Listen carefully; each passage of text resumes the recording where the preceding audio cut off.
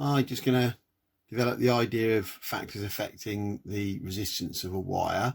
This leads through to our work on resistivity. Okay, so factor 1, I'll get you to do some bits and pieces in a moment. A long wire has more resistance than a short wire. Resistance is about how hard it makes the electricity to go through, or perhaps how many joules you need to make a coulomb of electricity go through.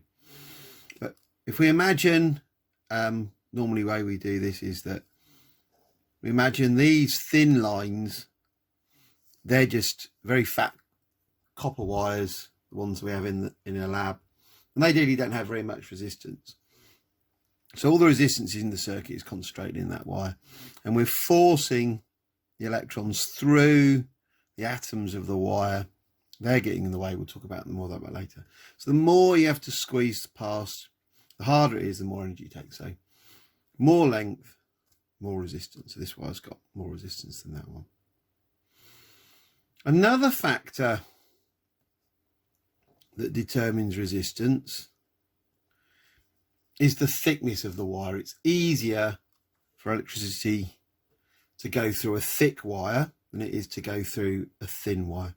There are simply more routes through for our electrons here, so it's easier for them to pass through.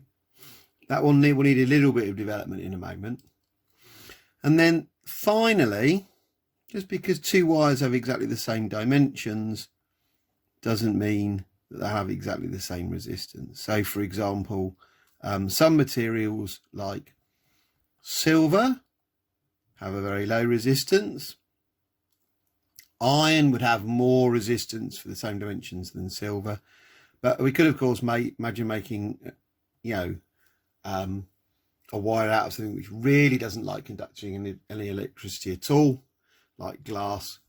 So the three factors are length, thickness, which we'll develop in a moment, and material. And we're going to have a number to represent this, and that's called resistivity, and that's coming up in a bit. So what I'm going to do now is I'm going to draw some pairs of wires and let you see if you can figure out. So we're going to make that wire diameter D and length L. And we'll give this wire here length 2L and the same diameter D. So how much more resistance, if this has got resistance R, how much resistance has that wire got? Have a think about it for a moment, pause if you need to. Yeah, it's 2R. It's just two identical wires in series. The amount of resistance adds up. So length is proportional to resistance.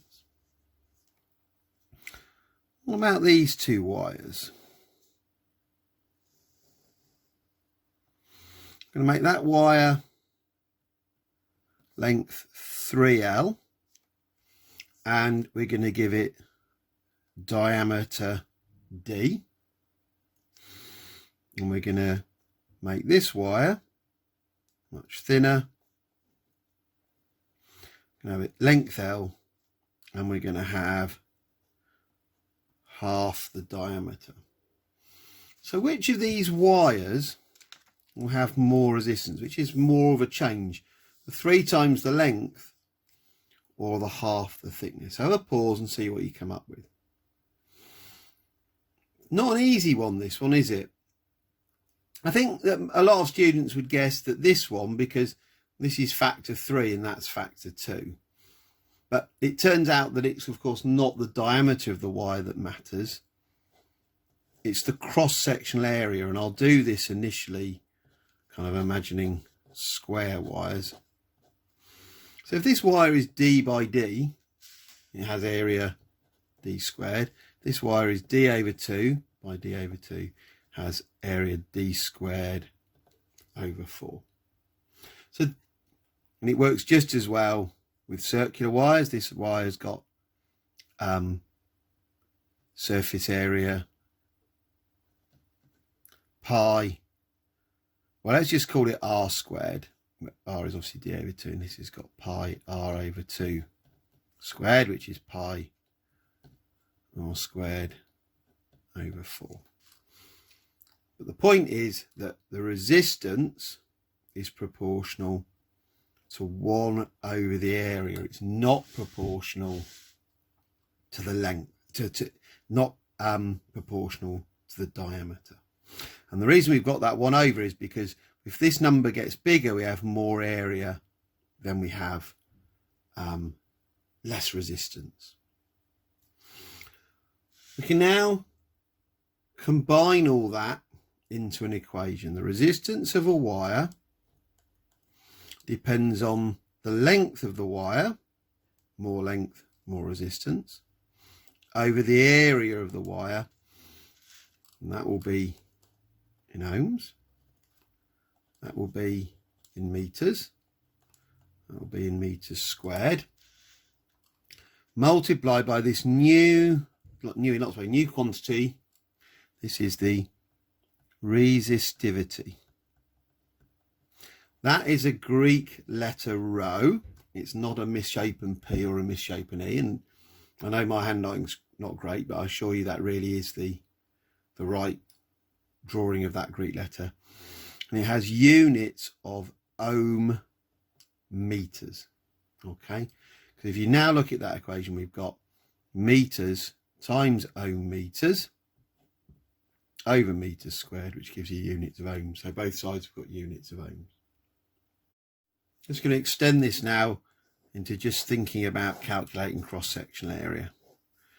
Really common to be supplied with the diameter of a wire, because we don't measure radius directly, and then be asked what is the cross-sectional area. So obviously we're using pi r squared.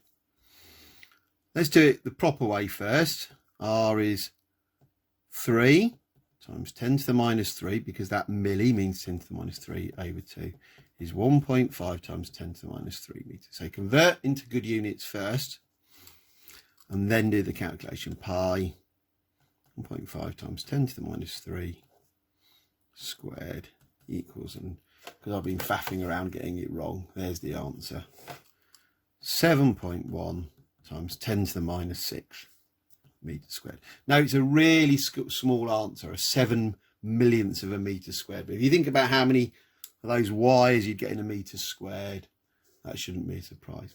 What doesn't work is this.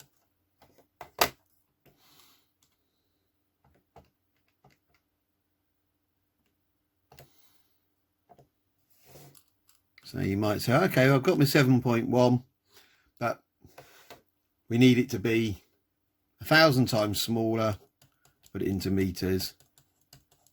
So something's badly gone wrong there. Okay, so the bottom line is, if you haven't got the message already, we're not doing that. I'm just going to find a red pen to cross it out.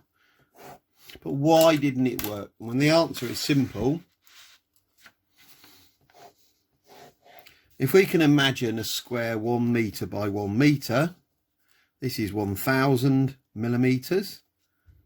This is 1,000 millimeters. So there are 1 million millimeters squared in a meter squared. So we would have had to divide our 7.1 by 1 million. Much easier just to start with it in the correct dimensions.